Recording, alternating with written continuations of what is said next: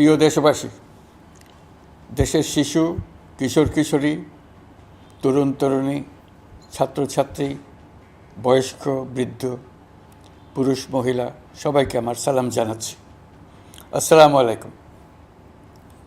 বক্তব্যের শুরুতে আমি গভীর শ্রদ্ধা জানাচ্ছি জুলাই আগস্ট মাসে ফ্যাসিবাদের বিরুদ্ধে ছাত্র শ্রমিক জনতার অভ্যুত্থানে নিহত সকল শহীদের প্রতি। আমি আরও স্মরণ করছি তাদের যারা ফ্যাসিবাদী শক্তির প্রাণঘাতী অস্ত্রের সামনে হিমালয়ের মতো দাঁড়িয়ে অন্যায়ের প্রতিবাদ করে মৃত্যুকে আলিঙ্গন করেছে, আহত হয়েছে, পঙ্গুত্ব বরণ করেছে, হারিয়েছে তাদের চোখের দৃষ্টি। সেই সব বীরদের স্মরণ করছি যারা মিথ্যাচার, লুটপাট, স্বৈরতন্ত্রের বিরুদ্ধে এক দফা দাবি নিয়ে দাঁড়িয়েছিল। কৃতজ্ঞতা চিত্তে স্মরণ করছি আপনাদের ভাই বোনদের, আপনাদের সন্তানদের যারা এই বিপ্লবে অংশগ্রহণ করেছিল। প্রিয় দেশবাসী, আমি আগেও জানিয়েছি, আবারও জানাচ্ছি, গণ অভ্যুত্থানে সকল শহীদের পরিবারকে পুনর্বাসন করা হবে। সকল আহত শিক্ষার্থী, শ্রমিক, জনতার চিকিৎসার সম্পূর্ণ ব্যয় সরকার বহন করবে। আহতদের দীর্ঘমেয়াদী এবং ব্যয়বহুল চিকিৎসা এবং শহীদদের পরিবারের দেখাশোনার জন্য স্বাস্থ্য মন্ত্রণালয়ের নেতৃত্বে একটি পূর্ণাঙ্গ তালিকা প্রস্তুত করা হয়েছে। এখন এই নতুন তথ্য পাওয়ার ভিত্তিতে এই তালিকা হালনাগাদ করা হতে থাকবে।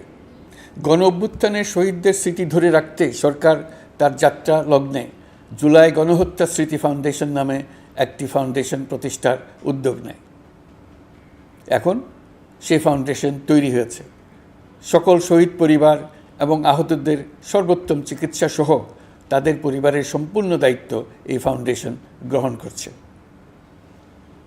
এই ফাউন্ডেশনে দান করার জন্য দেশের সকল মানুষ এবং বিদেশে অবস্থানরত বাংলাদেশিদের আমরা আহ্বান জানাচ্ছি। গত মাসে কুমিল্লা, নোয়াখালী, সিলেট অঞ্চলে আকস্মিক বন্যা এসব এলাকার মানুষকে হতভম্ব করে দিয়েছে। এখানে বেশিরভাগ এলাকায় কোনো দিন বন্যা হয়নি। তারা বন্যা মোকাবেলা করে অভ্যস্ত নন। দেশপ্রেমিক সশস্ত্র বাহিনী তাৎক্ষণিকভাবে বন্যা আক্রান্ত সবাইকে রক্ষার জন্য এগিয়ে আসে। সেনা, নৌ এবং বিমান বাহিনী পরস্পরের সঙ্গে সমন্বয় করে একযোগে কাজে নেমে পড়ার ফলে মানুষের দুর্ভোগ কম হয়েছে। এর পরপরই এনজিও এবং সাধারণ মানুষ দেশের সকল অঞ্চল থেকে দলে দলে এগিয়ে এসছে। আমি বিশেষ করে দেশপ্রেমিক সেনাবাহিনীকে আবারও ধন্যবাদ জানাচ্ছি। দেশের সকল দুর্যোগকালে তারা সবসময় আন্তরিকভাবে এগিয়ে এসছে। বিশেষ করে বন্যা ও শান্তি শৃঙ্খলা রক্ষার কাজে তাদের সৈনিক এবং অফিসাররা দিনের পর দিন যেভাবে দায়িত্ব পালন করেছে তার কোনো তুলনা হয় না। জনজীবনে স্বস্তি ও আত্মবিশ্বাস প্রতিষ্ঠায় তাদের ভূমিকা অনন্য। বাংলাদেশ সশস্ত্র বাহিনীর সকল সদস্যকে আমি ধন্যবাদ জানাই তাদের সততা, ত্যাগ ও অসীম দেশপ্রেমের জন্য। দেশের স্বাধীনতা সংগ্রাম থেকে শুরু করে বন্যা, খরা, ঝড়, বৃষ্টি, ঘূর্ণিঝড়, সকল প্রাকৃতিক দুর্যোগে আপনারা সকলের শেষ ভরসার স্থান। দেশের প্রতিটি ক্রান্তি লগ্নে আপনারা দেশের মানুষের পাশে থেকেছেন। দেশের স্বাধীনতার পক্ষে, সার্বভৌমত্বের পক্ষে অবস্থান নিয়েছেন। দেশ গঠনে আপনারা সবার আগে এগিয়ে এসছেন। বিগত জুলাই হতে শুরু হওয়া গণ অভ্যুত্থান, বন্যা, নিরাপত্তা প্রদান, অস্ত্র উদ্ধার সহ সকল কার্যক্রমে আপনারা সফলভাবে দিনরাত কাজ করে যাচ্ছেন। সরকার ও জনগণের পক্ষ থেকে আমি আপনাদের প্রতি কৃতজ্ঞতা জানাচ্ছি। বন্যা আমাদের জনজীবনে আরেকটি দিক উন্মোচন করল। দেশের সকল জায়গায় মানুষের সক্রিয় সহানুভূতির জোয়ার উঠেছিল অবিশ্বাস্য মাত্রায়। ব্যবসায়ী, অর্থবান ব্যক্তিরা যেমন তাদের অর্থ নিয়ে স্বতঃস্ফূর্তভাবে এগিয়ে এসেছিল, তেমনি দেশের বিভিন্ন প্রান্তের সাধারণ মানুষ, স্কুল, কলেজ, বিশ্ববিদ্যালয়ের ছেলেমেয়েরা জোয়ারের ঢলের মতো যার যার সামর্থ্য নিয়ে এগিয়ে এসছে। অনেকেই ছুটে গেছে বন্যার্তদের সহযোগিতা করার জন্য। এনজিওরা বিভিন্ন জায়গা থেকে ছুটে গেছে তাদের সহায়তা নিয়ে। তাদের কাজে অনুপ্রাণিত হয়ে আমি এনজিও নেতাদের সঙ্গে বৈঠক করেছি কিভাবে সরকার তাদের কাজের সঙ্গে সরকারের উদ্যোগকে সমন্বিত করতে পারে, সেটার কাঠামো তৈরি করে দেওয়ার জন্য। বন্যা এখন চলে গেছে, কিন্তু পুনর্বাসনের কঠিন কাজ আমাদের সামনে রয়ে গেছে। সকলের সহযোগিতায় আমরা পুনর্বাসনের কাজটি সফলভাবে সমাধান করতে চাই। আইনশৃঙ্খলা পরিস্থিতির উন্নতির জন্য আমরা দিনরাত পরিশ্রম করে যাচ্ছি। যে সমস্ত ভাই বোনেরা তাদের গত 16 বছরের বেদনা জানিয়ে তার প্রতিকার পাওয়ার জন্য আমার অফিস এবং সচিবালয়ের অফিসসমূহের সামনে প্রতিদিন ঘেরাও কর্মসূচি দিয়ে আমাদের কাজকর্ম ব্যাহত করছিলেন, তারা আমার আহ্বানে সাড়া দিয়ে ঘেরাও কর্মসূচির থেকে বিরত হয়েছেন বটে, তবে অন্যত্র আবার তারা তাদের কর্মসূচি দিয়ে যাতায়াতে ব্যাঘাত সৃষ্টি করছেন। আমি কথা দিচ্ছি, আপনাদের ন্যায্য আবেদনের কথা আমরা ভুলে যাব না। আমরা সকল অন্যায়ের প্রতিকারের জন্য প্রতিশ্রুতিবদ্ধ। আমরা আমাদের দায়িত্বকালে যথাসম্ভব সব সমস্যার সমাধানের চেষ্টা করব। আমি আবারও অনুরোধ করছি, আপনারা যাতায়াতে ব্যাঘাত সৃষ্টি থেকে বিরত থাকুন। জাতি আপনাদের প্রতি কৃতজ্ঞ থাকবে। তৈরি পোশাক, ওষুধ শিল্প, এসব এলাকায় শ্রমিক ভাই বোনেরা তাদের অভিযোগ জানানোর জন্য ক্রমাগতভাবে এই শিল্পের কার্যক্রম পরিচালনা বন্ধ রাখতে বাধ্য করছেন। এটা আমাদের অর্থনীতিতে যে নেতিবাচক প্রভাব ফেলবে সেটা মোটেই কাম্য নয়। এমনিতেই ছাত্র শ্রমিক জনতার বিপ্লবের পর যে অর্থনীতি আমরা পেয়েছি সেটা নিয়মনীতিবিহীন দ্রুত ক্ষীয়মান একটা অর্থনীতি। প্রাতিষ্ঠানিক কাঠামো প্রায় ধ্বংসপ্রাপ্ত। বৈদেশিক মুদ্রার রিজার্ভ তলানিতে গিয়ে ঠেকেছে। আমরা এই অর্থনীতিতে প্রাণ সঞ্চারের চেষ্টা করছি, আমাদের উদ্যোগে সাড়াও পাচ্ছি। ঠিক এই সময়ে আমাদের শিল্প কারখানাগুলো বন্ধ হয়ে যাক, অকার্যকর হয়ে যাক, এটা আমাদের অর্থনীতিতে বিরাট আঘাত পড়বে। সেটা কিছুতেই আমাদের কাম্য হতে পারে না। শ্রমিক ভাই বোনদের অনেক দুঃখ আছে, কিন্তু সেই দুঃখ প্রকাশ করতে গিয়ে আপনাদের মূল জীবিকা বন্ধ হওয়ার উপক্রম হলে সেটা ঠিক হবে না। দেশের অর্থনীতি ধ্বংসপ্রাপ্ত হলে সেটা ঠিক হবে না। শ্রমিক মালিক উভয়ের পক্ষে আলোচনা করে এসব সমস্যার সমাধান আমরা অবশ্যই বের করব। আপনারা কারখানা খোলা রাখুন, অর্থনীতির চাকা সচল রাখুন, দেশের অর্থনীতিকে সোজা হয়ে দাঁড়াতে দিন। আমরা আপনাদের সমস্যার স্থায়ী সমাধান বের করার জন্য সর্বশক্তি প্রয়োগ করব। মালিক পক্ষের কাছে আমাদের আবেদন, আপনারা শ্রমিকদের সঙ্গে বোঝাপড়া করুন, কারখানা সচল রাখুন, অর্থনীতির দুর্বল স্বাস্থ্যকে সবল করে তুলুন। ওষুধ শিল্প এবং তৈরি পোশাক শিল্প দেশের গৌরব। এর মাধ্যমে আমাদের শ্রমিক ভাই বোনেরা তাদের কর্মকুশলতা বিশ্বকে মুগ্ধ করেছে।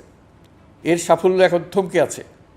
আমরা এই দুই শিল্পকে তাদের সম্ভাব্য শীর্ষে নিয়ে যেতে চাই। দুর্বল করার তো প্রশ্নই ওঠে না। এই দুই শিল্পের কোথায় কোথায় বাধা আছে, সমস্যা আছে, সেগুলো চিহ্নিত করে তাকে বাধামুক্ত করতে চাই। আমরা বিদেশি ক্রেতাদের একত্রিত করে তাদের সহযোগিতা চাইব, যেন বাংলাদেশের এই শিল্প দুটি বিশ্বের অন্যান্য দেশের চাইতে বেশি আস্থাযোগ্য হয়ে গড়ে উঠতে পারে। সব কিছুই সম্ভব যদি আমরা শ্রমিক মালিক সম্পর্কটা একটা নির্ভরযোগ্য, আনন্দদায়ক করে গড়ে তুলতে পারি। আমাদের সরকারের প্রথম মাস কাটল, দ্বিতীয় মাস থেকে আমরা নতুন বাংলাদেশ গড়ার ভিত্তি হিসেবে নতুন শ্রমিক মালিক সম্পর্কের সূচনা করতে চাই। এটা দেশের সবার কাম্য। দেশের নতুন প্রজন্ম নির্ভয়ে যেন তাদের ভবিষ্যৎ নিয়ে এগিয়ে যেতে পারে, আমরা সেই লক্ষ্যে কাজ করছি। আমাদের দায়িত্ব অনেক। ন্যায়ভিত্তিক একটা সমাজ গড়ে তোলার জন্য একসাথে অনেকগুলো কাজ আমাদের হাত দিতে হবে। 1 জুলাই থেকে 5 আগস্ট পর্যন্ত ছাত্র জনতার গণ আন্দোলনকে দমন করতে যেসব ফৌজদারি মামলা দায়ের করা হয়েছিল, এর মধ্যে হত্যা মামলা ছাড়া বাকি প্রায় সকল মামলা প্রত্যাহার করা হয়েছে। এসব মামলায় গ্রেফতারকৃত সকলে মুক্তি পেয়েছেন। দায়িত্ব গ্রহণের শুরুতেই অন্তর্বর্তীকালীন সরকার বিচার বিভাগের বড় সংস্কারের কাজে হাত দিয়েছে। যোগ্যতম ব্যক্তিকে প্রধান বিচারপতি নিয়োগ দেওয়াতে মানুষের মনে নতুন আশার সঞ্চার হয়েছে। আপিল বিভাগের বিচারপতি নিয়োগ, অ্যাটর্নি জেনারেল নিয়োগ এবং অন্যান্য নিয়োগগুলি অতি গুরুত্বপূর্ণ নিয়োগ, যেগুলো সবকটাই সম্পন্ন হয়েছে।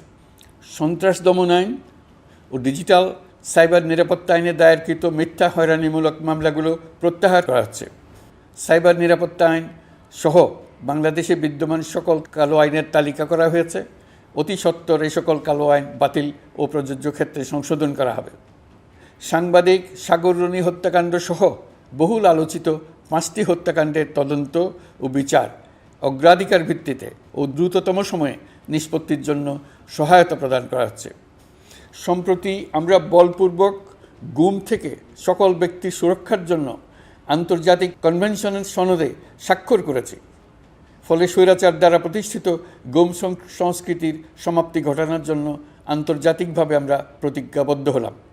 এছাড়া আমরা ফ্যাসিবাদ শাসনের 15 বছরে গুমের প্রতিটি ঘটনা তদন্ত করার জন্য পৃথক একটা কমিশন গঠন করছি। যেসব পরিবার তাদের নিখোঁজ পিতা, স্বামী, পুত্র এবং ভাইদের পাওয়ার জন্য বছরের পর বছর যন্ত্রণার সাথে অপেক্ষা করছেন, আমরা আপনাদের বেদনায় সমব্যথী। আয়নাঘরগুলো বন্ধ করে দেওয়া হয়েছে এবং সেই সাথে বের হয়ে আসছে ফ্যাসিস্ট হাসিনা সরকারের গুমের শিকার ভাই বোনদের কষ্ট ও যন্ত্রণা গাথা। আমাদের তরুণ প্রজন্মের ভবিষ্যৎ যেন উজ্জ্বল হয়, সেটা নিশ্চিত করতে শিক্ষা ব্যবস্থার দিকে আমাদের পূর্ণ নজর রয়েছে। ইতোমধ্যে প্রথম শ্রেণী থেকে দ্বাদশ শ্রেণী পর্যন্ত বর্তমানের ত্রুটিপূর্ণ শিক্ষাক্রম পরিবর্তন করা হয়েছে। বই সংশোধন ও পরিমার্জনের কাজ শেষ পর্যায়ে আছে। এই সংস্কারের কাজ অব্যাহত থাকবে। বিশ্ববিদ্যালয়সমূহের উচ্চ প্রশাসনিক পদগুলো পূরণ করে শিক্ষা কার্যক্রম স্বাভাবিক করার কাজ দ্রুত গতিতে এগিয়ে চলেছে। বেসরকারি শিক্ষা প্রতিষ্ঠানগুলোর পরিচালনা বোর্ডে দখলদারিত্বের রাজনীতি বন্ধ করার ব্যবস্থাও নেওয়া হয়েছে। আপনারা নিশ্চয় লক্ষ্য করেছেন, আমাদের প্রথম মাসে দেশের প্রায় সকল বিশ্ববিদ্যালয়ের উপাচার্য এবং উপাচার্য মহোদয়গণ পদত্যাগ করেছেন। উচ্চশিক্ষার ক্ষেত্রে এটা বিরাট শূন্যতার সৃষ্টি করেছে। প্রথম মাসে আমরা ক্রমাগতভাবে প্রতিটি বিশ্ববিদ্যালয়ে সবার কাছে গ্রহণযোগ্য এমন উপাচার্য এবং উপাচার্য নিয়োগ দেওয়ার কাজ শুরু করেছে। এর ফলে সকল সরকারি এবং বেসরকারি বিশ্ববিদ্যালয়গুলোতে নতুন উদ্যমে কাজ শুরু করার পরিবেশ সৃষ্টি হয়েছে। সংবাদ মাধ্যম ও মত প্রকাশের পূর্ণ স্বাধীনতা ইতিমধ্যে নিশ্চিত করা হয়েছে। আমরা সবাইকে বলে দিয়েছি, আপনারা মন খুলে আমাদের সমালোচনা করুন, আমরা সবার মতামতের প্রতি শ্রদ্ধাশীল। মিডিয়া যাতে কোনো রকম বাধা বিপত্তি ছাড়া নির্বিঘ্নে তাদের কাজ করতে পারে, সেজন্য একটা মিডিয়া কমিশন গঠন করা সরকারের সক্রিয় বিবেচনাধীন। আরও যেসব কমিশন সরকার সহ অন্য সবাইকে জবাবদিহিতার আওতায় আনতে পারে, আমরা তাদের পুনর্গঠন ও সংস্কারের উদ্যোগ নিয়েছি, যাতে তারা আরও শক্তিশালী হয়, জনকল্যাণে কাজ করে। দায়িত্ব গ্রহণের পর বিভিন্ন দেশের সরকার প্রধান টেলিফোনে এবং শুভেচ্ছা বার্তা পাঠিয়ে আমাকে অভিনন্দন জানিয়েছেন। বিভিন্ন দেশের রাষ্ট্রদূত এবং হাই কমিশনারবৃন্দ আমার সাথে সাক্ষাৎ করে দ্বিপাক্ষিক সহযোগিতা বৃদ্ধির আশ্বাস দিয়েছেন। আমার অনুরোধে সংযুক্ত আরব আমিরাতের 57 জন বাংলাদেশি যারা ফ্যাসিবাদ বিরোধী বিক্ষোভে অংশগ্রহণ করা বিভিন্ন মেয়াদে কারাদণ্ডে দণ্ডিত হয়েছিলেন, তাদের সাধারণ ক্ষমা ঘোষণা করেছেন সে দেশের সরকার। ইতিমধ্যে তাদের কয়েকজন দেশে ফিরে এসেছেন। এই ক্ষমা প্রদর্শন ছিল অতি বিরল একটি ঘটনা।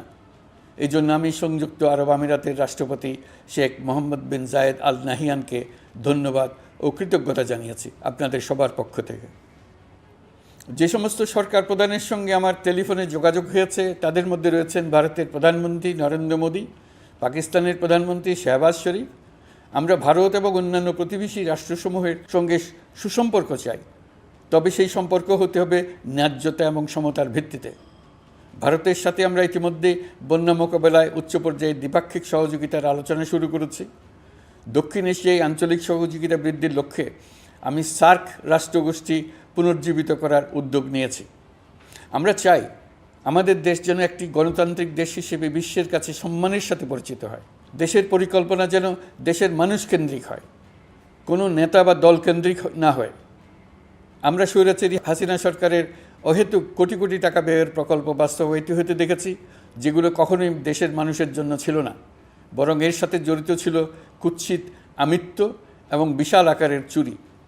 চলমান এবং প্রস্তাবিত সকল উন্নয়ন প্রকল্পগুলোর যাচাই বাছাই করার কাজ ইতিমধ্যে আমরা শুরু করেছি। প্রকল্প বাস্তবায়নের পর্যায় বিবেচনা করে বাকি কাজে ব্যয়ের সাশ্রয় এমনকি প্রয়োজন মতে তা বাতিল করার কথা বিবেচনা করা হবে। দেশের মানুষকে আর ফাঁকি দেওয়া চলবে না। কর্মসংস্থান তৈরি করবে এমন প্রকল্পগুলোকে আমরা অগ্রাধিকার দেব। লুটপাট ও পাচার হয়ে যাওয়া অর্থ ফিরিয়ে আনার উদ্যোগ আমরা নিয়েছি। আর্থিক খাতে শৃঙ্খলা ফিরিয়ে আনতে একটা ব্যাংকিং কমিশনও গঠন করার উদ্যোগ নেওয়া হয়েছে। বিভিন্ন ব্যাংকের পরিচালনা পরিষদ পুনর্গঠন করা হয়েছে। ব্যাংকিং খাতে এই এক মাসে বিরাট পরিবর্তন এসেছে, আপনারা নিশ্চয়ই সেটা লক্ষ্য করেছেন। আমরা এই খাতে নিয়মনীতি প্রতিষ্ঠা করতে পেরেছি। আরও অনেক কাজ বাকি রয়ে গেছে। প্রথম মাসের কাজ হিসেবে শুধু প্রধান কাজগুলো করেছি, তার সঙ্গে রয়েছে আরও অনেক পরবর্তী কাজ। ফ্যাসিবাদী সরকার লুটপাট করার জন্য নতুন করে 60,000 কোটি টাকা ছাপিয়ে বাজারে ছাড়ার কারণে মুদ্রাস্ফীতির শিকার হয়েছে দেশের মানুষ। এই অতুলনীয় মুদ্রাস্ফীতি নিয়ন্ত্রণ অন্তর্বর্তী সরকারের অন্যতম প্রধান লক্ষ্য। মুদ্রাস্ফীতি নিয়ন্ত্রণের লক্ষ্যে পলিসি সুদের হার বৃদ্ধি করে 9% উন্নীত করা হয়েছে। মূল্যস্ফীতি থেকে সাধারণ মানুষকে সুরক্ষা দেওয়ার উদ্দেশ্যে ওএমএস খাদ্যবান্ধব কর্মসূচি সহ সুলভ মূল্যে প্রান্তিক মানুষের কাছে নিত্য প্রয়োজনীয় দ্রব্য সরবরাহ চলমান রাখা হয়েছে। মূল্যস্ফীতি মোকাবেলায় চলতি অর্থবছরে চাল ও গম আমদানির জন্য 5,800 কোটি টাকা, আভ্যন্তরীণ সংগ্রহের জন্য 8,900 কোটি টাকা এবং খাদ্য ভর্তুকির 3টি প্রোগ্রামের জন্য 7,360 কোটি টাকা বরাদ্দ রাখা হয়েছে। বিভিন্ন স্টেক হোল্ডারের সাথে সভা করে মূল্যস্ফীতি নিয়ন্ত্রণের করণীয়সমূহ চিহ্নিত করা হয়েছে। পরিচালন ও উন্নয়ন ব্যয় যৌক্তিক পরিমাণে হ্রাস করার জন্য কার্যক্রম গ্রহণ করা হয়েছে। কৃষিপণ্য উৎপাদনের জন্য সার আমদানির ক্ষেত্রে প্রয়োজনীয় বৈদেশিক মুদ্রার সরবরাহ নিশ্চিত করার পদক্ষেপ নেওয়া হয়েছে। প্রকৃত চাষিগণ যাতে কৃষি ঋণ পেয়ে থাকেন তা নিশ্চিত করার উদ্যোগ নেওয়ার পাশাপাশি কৃষি ঋণের পরিমাণ বৃদ্ধি করা হয়েছে। মার্কিন ডলারের বিপরীতে টাকার বিনিময় হার স্থিতিশীল রাখার লক্ষ্যে বৈদেশিক মুদ্রার বিনিময় হারকে বাজারভিত্তিক করা হয়েছে। কালো টাকা সাদা করার অনৈতিক অনুমতি বাতিল করা হয়েছে। বৈদেশিক মুদ্রার রিজার্ভ বৃদ্ধি করতে বিভিন্ন উন্নয়ন সহযোগীদের কাছ থেকে বাজেট সাপোর্ট চাওয়া হয়েছে। আন্তর্জাতিক মুদ্রা তহবিল থেকে অতিরিক্ত 3 বিলিয়ন মার্কিন ডলার, বিশ্বব্যাংক থেকে অতিরিক্ত 1 বিলিয়ন ডলার, জাইকা থেকে অতিরিক্ত 1 বিলিয়ন মার্কিন ডলার প্রদানের অনুরোধ করা হয়েছে। রূপপুর পারমাণবিক বিদ্যুৎ কেন্দ্র নির্মাণ প্রকল্পের অগ্রিম অর্থ পরিশোধ এবং বকেয়া পাওনা নিয়ে রাশিয়ান ফেডারেশনের সাথে অর্থ মন্ত্রণালয়ের আলোচনা চলছে। পাইপলাইনে থাকা 48 বিলিয়ন মার্কিন ডলার বৈদেশিক সহায়তা ব্যবহারের উদ্যোগ নেওয়া হয়েছে। মেগা প্রকল্পের নামে লুটপাট বন্ধের পাশাপাশি স্বাস্থ্য ও শিক্ষা খাতে বরাদ্দ বৃদ্ধির পরিকল্পনা গ্রহণ করা হয়েছে। বৈদেশিক মুদ্রার রিজার্ভের উপর চাপ কমানোর লক্ষ্যে রাশিয়া এবং চীন থেকে প্রাপ্ত ঋণের সুদের হার কমানো এবং ঋণের মেয়াদ বৃদ্ধির জন্য অনুরোধ জানানো হয়েছে। সকল উন্নয়ন সহযোগীদের সাথে সম্পর্ক আরও নিবিড় করার উদ্যোগ নেওয়া হয়েছে। সকল অর্থনৈতিক সূচক এবং পরিসংখ্যানের প্রকৃত মান বা সংখ্যা প্রকাশের জন্য নির্দেশনা প্রদান করা হয়েছে। জিডিপি, মূল্যস্ফীতি ইত্যাদি সঠিক উপাত্ত সংগ্রহ, প্রাক্কলন ও প্রকাশের জন্য নির্দেশনা দেওয়া হয়েছে। জাতীয় রাজস্ব বোর্ড এবং অর্থ বিভাগের রাজস্ব আয় সম্পর্কিত উপাত্তের মধ্যে পার্থক্য নিরসনে উদ্যোগ নেওয়া হয়েছে। প্রকৃত রপ্তানি আয় নিরূপণ এবং প্রকাশের নির্দেশনা দেওয়া হয়েছে। জাতীয় রাজস্ব বোর্ডের অটোমাইজেশনের লক্ষ্যে পরিকল্পনা গ্রহণ করা হয়েছে। পুঁজিবাজারকে স্বাভাবিক ধারায় ফিরিয়ে আনতে সিকিউরিটি এক্সচেঞ্জ কমিশন পুনর্গঠন করা হয়েছে। নিত্য প্রয়োজনীয় পণ্য সামগ্রী সরবরাহ স্বাভাবিক রাখার নিমিত্তে ব্যবসায়ী, শিল্প মালিক ও ব্যবসায়ী সংগঠনের সাথে সভা করা হচ্ছে এবং তাদের মতামতের ভিত্তিতে বিভিন্ন ব্যবস্থা গ্রহণ করা হচ্ছে। বিদ্যমান মজুদ ও ঘাটতি মূল্যায়ন করে ভবিষ্যৎ চাহিদা পর্যালোচনা করে স্থানীয় উৎপাদন বৃদ্ধির পাশাপাশি আমদানি পর্যায়ে বিভিন্ন জটিলতা দূরীকরণ, বন্দর ও বড় মোকামসহ পরিবহন ব্যবস্থার বিভিন্ন সমস্যা সমাধানে সংশ্লিষ্ট সকল মন্ত্রণালয়, দপ্তর, বিভাগকে প্রয়োজনীয় নির্দেশ দেওয়া হয়েছে। এই জন্য তেল, চিনি, ডিম ও মাংস উৎপাদনকারী বৃহৎ প্রতিষ্ঠানসমূহের সাথে সভা ও মতবিনিময় করা হচ্ছে। নিত্য প্রয়োজনীয় কিছু দ্রব্যাদি যেমন পেঁয়াজ, আলু এসবের দাম আরও কমানোর জন্য বিদ্যমান শুল্ক হার হ্রাসের বিষয়ে এনবিআরকে প্রয়োজনীয় নির্দেশনা দেওয়া হয়েছে। ইতোমধ্যে এনবিআর পেঁয়াজ, আলু ও কতিপয় কীটনাশকের ক্ষেত্রে আমদানি শুল্ক হ্রাস এবং ক্ষেত্র বিশেষে রেগুলেটরি শুল্ক প্রত্যাহার করে এসআরও জারি করেছে। নিম্ন আয়ের 1 কোটি পরিবারকে টিসিবির মাধ্যমে হ্রাসকৃত মূল্যে কিছু পণ্য যেমন পরিবার প্রতি চাল মাসে 5 কেজি, সয়াবিন তেল মাসে 2 কেজি, মসুর ডাল মাসে 2 কেজি দেওয়া হচ্ছে। এটি সামনের দিনগুলোতে অব্যাহত রাখা হবে। সরকার দায়িত্ব গ্রহণের পর জনপ্রত্যাশা অনুযায়ী বিদ্যুৎ, জ্বালানি ও খনিজ সম্পদ মন্ত্রণালয় হতে বিদ্যুৎ ও জ্বালানির দ্রুত সরবরাহ বৃদ্ধি আইনের অধীনে চলমান সকল প্রকার নেগোসিয়েশন, প্রকল্প বাছাই এবং ক্রয় প্রক্রিয়াকরণ কার্যক্রম আপাতত স্থগিত করা হয়েছে। গত 1.5 দশকে এই আইন ব্যবহার করে লক্ষ কোটি টাকা লুটপাট হয়েছে। বিদ্যুৎ, জ্বালানি ও খনিজ সম্পদ মন্ত্রণালয়ের আওতাধীন কোম্পানিসমূহে অধিকতর স্বচ্ছতা ও জবাবদিহিতা আনার লক্ষ্যে কোম্পানিসমূহের পরিচালনা পর্ষদ পুনর্গঠন করা হয়েছে। প্রকৌশল, ভূতত্ত্ব এবং খনিজ হিসাব বিষয়ে অধ্যয়ন করেছে এমন ছাত্র প্রতিনিধি অন্তর্ভুক্ত করার জন্য উদ্যোগ গ্রহণ করা হয়েছে। এই খাতে অধিকতর সক্ষমতা, গতিশীলতা এবং জবাবদিহিতা নিশ্চিত করার লক্ষ্যে বিশেষজ্ঞগণের সমন্বয়ে একটি কমিটি গঠন করা হয়েছে। জ্বালানি তেলের মূল্য জনপ্রত্যাশা অনুযায়ী সহনশীল রাখতে অকটেন ও পেট্রোলের দাম 6 টাকা, ডিজেল ও কেরোসিনের দাম 1 টাকা 25 পয়সা কমানো হয়েছে।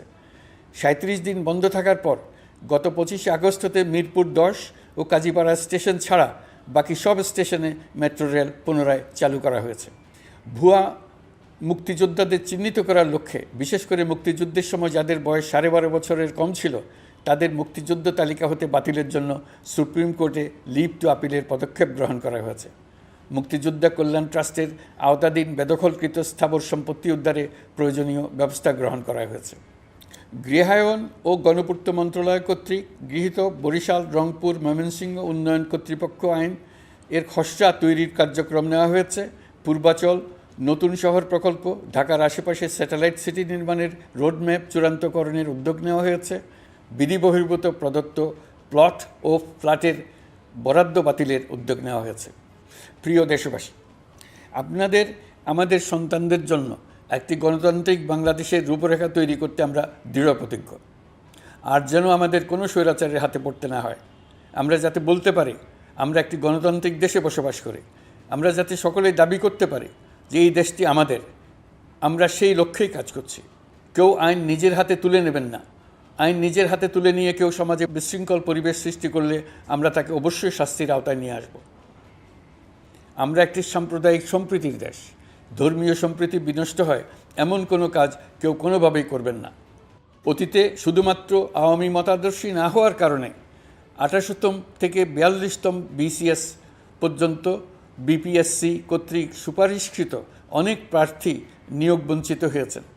8ই আগস্ট পরবর্তী সময়ে এর মধ্যে এদের 259 জনকে নিয়োগ দেওয়া হয়েছে। মাঠ প্রশাসনকে জনবান্ধব এবং দুর্নীতিমুক্ত জবাবদিহিমূলকভাবে গড়ে তোলার জন্য সব ধরনের উদ্যোগ নেওয়া হয়েছে। সরকারি কর্মচারীদের বাধ্যতামূলকভাবে সম্পদ বিবরণী দাখিলের নির্দেশ দেওয়া হয়েছে এবং এটা প্রতি বছর তাদেরকে করতে হবে। ধ্বংস হয়ে পড়া একটা জনপ্রশাসনকে নিয়ে যাত্রা শুরু করেছি। মন্ত্রণালয়গুলোর উচ্চতম পদে যারা নিয়োজিত ছিলেন তারা অনেকে দায়িত্ব ছেড়ে চলে গেছেন কিংবা পদে থাকলেও সহকর্মীদের চাপের মুখে কাজ করতে পারছিলেন না, বাধ্য হয়ে পদত্যাগ করেছেন।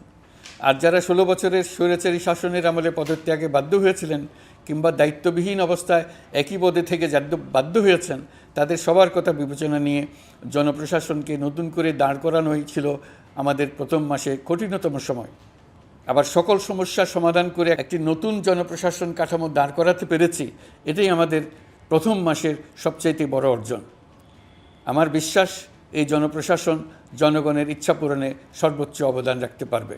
অতি স্বল্প জনবল নিয়ে দাপ্তরিক কার্যক্রম শুরু করা হলেও প্রথম দিকে বিভিন্ন মন্ত্রণালয় ও বিভাগ থেকে পাঠানো বিবিধ প্রস্তাব দ্রুত গতিতে এবং আইনগত সমস্ত বাধ্যবাধকতা মেনে সিদ্ধান্ত নেওয়া হয়েছে। গত এক মাসে বিভিন্ন মন্ত্রণালয় ও বিভাগ 198টি অতি গুরুত্বপূর্ণ বিষয়ে সিদ্ধান্ত নিয়েছে। জনপ্রশাসনের 135 জন অতিরিক্ত সচিব, 227 জন যুগ্ম সচিব এবং 120 জন উপসচিবকে পদোন্নতি প্রদান করা হয়েছে। 59টি জেলার জেলা প্রশাসককে প্রত্যাহার করা হয়েছে এবং নতুন 59 জন জেলা প্রশাসককে নিয়োগ দেওয়া হয়েছে। 67 জন কর্মকর্তার চুক্তিভিত্তিক নিয়োগ বাতিল করা হয়েছে। 10 জন যুগ্ম সচিব, 8 জন অতিরিক্ত সচিব, 6 জন সচিবকে ওএসডি করা হয়েছে। বাংলাদেশ পুলিশের 80 জন ডিআইজি, 30 জন পুলিশ সুপার সহ 110 জনকে পদোন্নতি প্রদান করা হয়েছে। 1 জন ডিআইজি, 1 জন এডিশনাল ডিআইজি, 4 জন পুলিশ সুপারকে চাকরিতে পুনর্বহাল করা হয়েছে।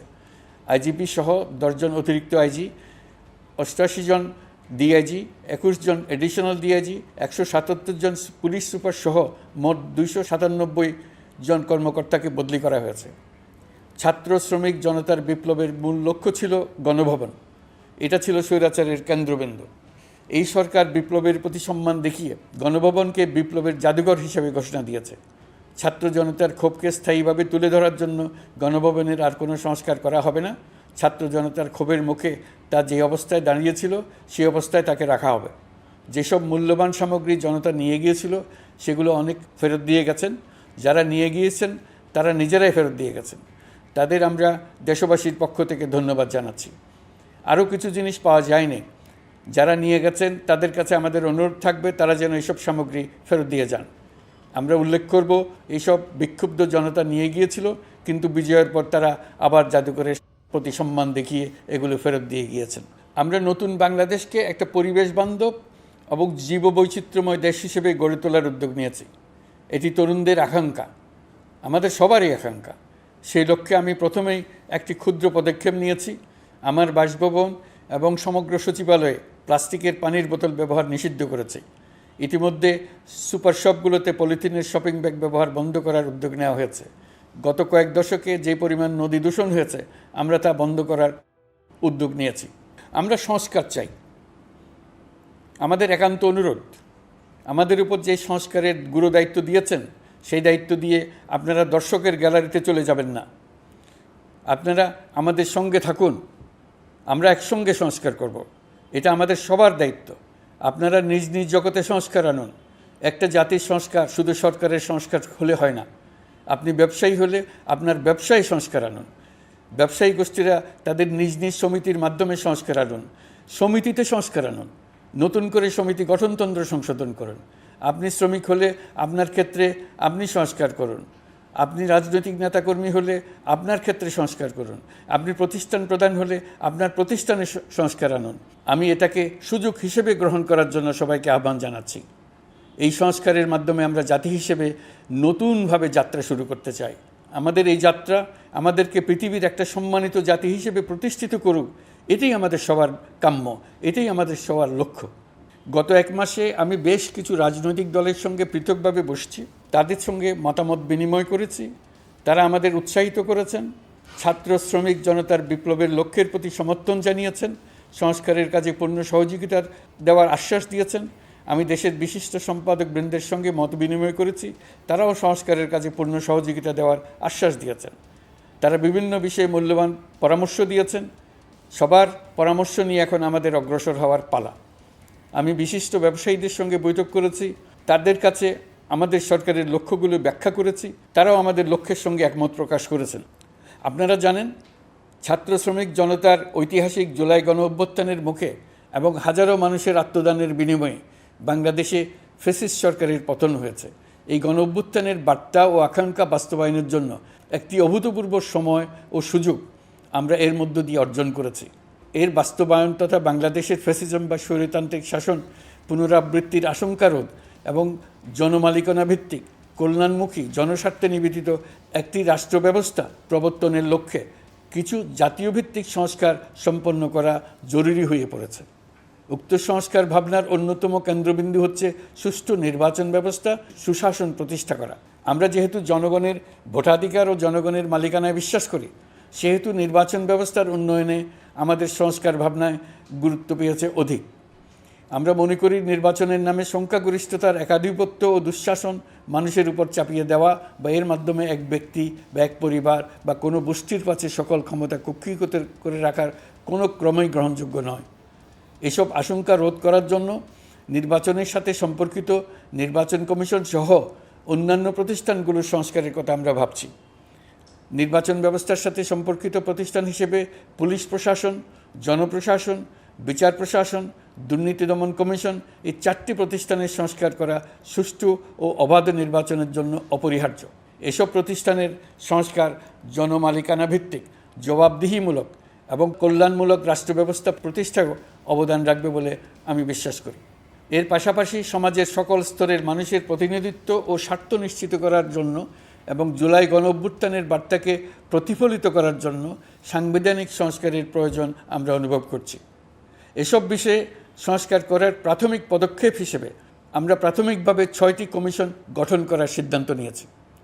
এসব কমিশনের কাজ পরিচালনার জন্য বিষয়ভিত্তিক অভিজ্ঞতা বিবেচনা করে 6 জন বিশিষ্ট নাগরিকের নেতৃত্বে এই কমিশনগুলো পরিচালনা করার দায়িত্ব দিয়েছি। এরপর আরও বিভিন্ন বিষয়ে কমিশন গঠন করার প্রক্রিয়া আমরা অব্যাহত রাখব। নির্বাচন ব্যবস্থা সংস্কার কমিশনের প্রধান হিসেবে দায়িত্ব পালন করবেন ডক্টর বদিউল আলম মজুমদার। পুলিশ প্রশাসন সংস্কার কমিশনের প্রধান হিসেবে কাজ করবেন জনাব সরফরাজ চৌধুরী। বিচার বিভাগ সংস্কার কমিশনের প্রধান হিসেবে দায়িত্ব পালন করবেন বিচারপতি শাহ আবু নাঈম মমিনুর রহমান। দুর্নীতি দমন সংস্কার কমিশনের প্রধান হিসেবে দায়িত্ব পালন করবেন ডক্টর ইফতেখারুজ্জামান। জনপ্রশাসন সংস্কার কমিশনের প্রধান হিসেবে দায়িত্ব পালন করবেন জনাব আব্দুল মুহিত চৌধুরী। সংবিধান সংস্কার কমিশনের প্রধান হিসেবে দায়িত্ব পালন করবেন ডক্টর শাহদিন মালিক। এসব কমিশনের অন্য সদস্যদের নাম কমিশন প্রধানদের সাথে আলোচনা করে ঠিক করা হবে। কমিশনগুলোর আলোচনা ও পরামর্শ সভায় উপদেষ্টা পরিষদের সদস্য, ছাত্র, শ্রমিক জনতা আন্দোলনের প্রতিনিধি, নাগরিক সমাজ ও রাজনৈতিক দলের প্রতিনিধিরা উপস্থিত থাকবেন। পূর্ণাঙ্গভাবে গঠিত হওয়ার পর কমিশন আনুষ্ঠানিকভাবে তাদের কাজ আগামী 1 অক্টোবর থেকে শুরু করতে পারবে বলে আমি আশা করছি এবং এটি পরবর্তী 3 মাসের মধ্যে সম্পন্ন হবে বলে আমরা ধারণা করছি। কমিশনের রিপোর্টের ভিত্তিতে সরকার পরবর্তী পর্যায়ে প্রধান রাজনৈতিক দলগুলোর সাথে পরামর্শ সভার আয়োজন করবে। চূড়ান্ত পর্যায়ে ছাত্র সমাজ, নাগরিক সমাজ, রাজনৈতিক দলের প্রতিনিধি, সরকারের প্রতিনিধি নিয়ে ব্যাপক ভিত্তিক 3 থেকে 7 দিন ব্যাপী একটি পরামর্শ সভার ভিত্তিতে সংস্কার ভাবনার রূপরেখা চূড়ান্ত করা হবে। এতে এই রূপরেখা কীভাবে বাস্তবায়ন হবে তার একটি ধারণাও দেওয়া হবে। এই আয়োজন জুলাই গণ-অভ্যুত্থানের বার্তা বাস্তবায়ন ও রাষ্ট্র পুনর্নির্মাণ তাগিদের ঐক্যবন্ধনে গোটা জাতিকে শক্তিশালী ও আশাবাদী করে তুলবে বলে আমাদের বিশ্বাস। প্রিয় দেশবাসী, আমাদের সামনে অনেক কাজ, সবাই মিলে একই লক্ষ্যে আমরা অগ্রসর হতে চাই। আমাদের মধ্যে, বিশেষ করে আমাদের নতুন প্রজন্মের মধ্যে যে সুপ্ত প্রতিভা লুকিয়ে আছে সেটা যেন বিনা বাধায় রাষ্ট্রের এবং সমাজের সহযোগিতায় প্রকাশ করতে পারি, সেই সুযোগের কাঠামো তৈরি করতে চাই। সকলে মিলে আমাদের পরিবারের প্রতিটি সদস্যকে, সে ঝাড়ুদার হোক, ছাত্র হোক, শিক্ষক হোক, যে কোনো ধর্মের হোক, সবার সমান অধিকার নিশ্চিত করতে চাই। এই হলো আমাদের সংস্কারের মূল লক্ষ্য। আসুন ছাত্র শ্রমিক জনতার এই বিপ্লবের লক্ষ্যকে আমরা দ্রুত বাস্তবায়ন করি। আমাদের প্রথম মাসে আমরা যেই গতিতে, যে উদ্যম নিয়ে কাজ এগিয়ে নিয়ে যাওয়ার কথা চিন্তা করেছিলাম সেটা হয়তো করতে পারিনি বাস্তব অবস্থার পরিপ্রেক্ষিতে। দেশের আইনশৃঙ্খলা পরিস্থিতি স্বাভাবিক রাখা গেলে আশা করি আমরা আমাদের গতি অনেক বাড়াতে পারব। এই জন্য দেশের সকল মানুষের কাছে, শিক্ষক, ছাত্রছাত্রী, কৃষক, শ্রমিক, পেশাজীবী, বড় ব্যবসায়ী, ক্ষুদ্র ব্যবসায়ী, দিনমজুর, গৃহিণী, সকলের সহযোগিতা চেয়েছি। আমাদের কাজ বড় কঠিন, কিন্তু জাতি হিসেবে এবার ব্যর্থ হওয়ার কোনো অবকাশ আমাদের নেই। আমাদেরকে সফল হতেই হবে। এই সাফল্য আপনাদের কারণেই আসবে, আপনার সহযোগিতার কারণেই আসবে। আমাদের কাজ হবে আপনার আমার স্বপ্নকে বাস্তবে রূপায়িত করা। এখন আমরা আমাদের 2য় মাস শুরু করছি। আমাদের 2য় মাসে যেন আপনাদের মনে দৃঢ় আস্থা সৃষ্টি করতে পারি, সেই চেষ্টা করে যাব। ধৈর্য ধরুন, এই কথাটি আমি মোটেই আপনাদের বলবো না। আমরা সবাই অধৈর্য হয়ে পড়েছি। এত সব কাজ কখন যে শেষ হবে এটা চিন্তা করে আমরা অধৈর্য হব, কেন হব না?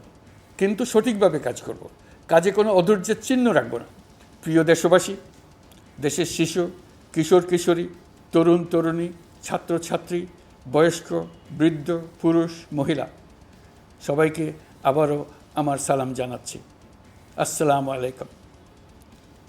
আপনাদের সবাইকে ধন্যবাদ জানাচ্ছি। মহান আল্লাহ আমাদের সকলের সহায় হন।